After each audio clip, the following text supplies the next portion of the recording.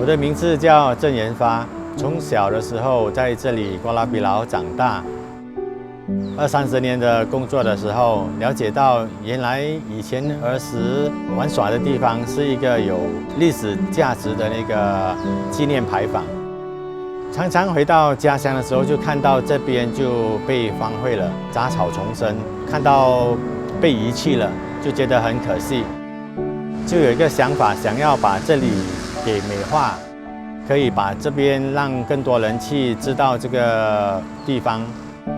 马典李士达的牌坊呢，是在瓜拉比劳的大街，就在三圣宫的正对面。以前这边是受三圣宫托管的一个华人花园。每当有庙会的时候，这边会有做那个电影木偶戏。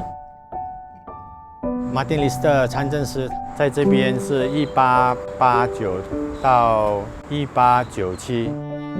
他的贡献呢，就是整合了整个森州酋长、统治长的他们的这个联盟，在商业方面也帮助了华商细矿业开采、开垦这个橡胶业。回英国的路途中病逝在船上，因为这个邓恩跟他的友好关系，就觉得他对这边的贡献，所以想要纪念他，就建立了这个牌坊。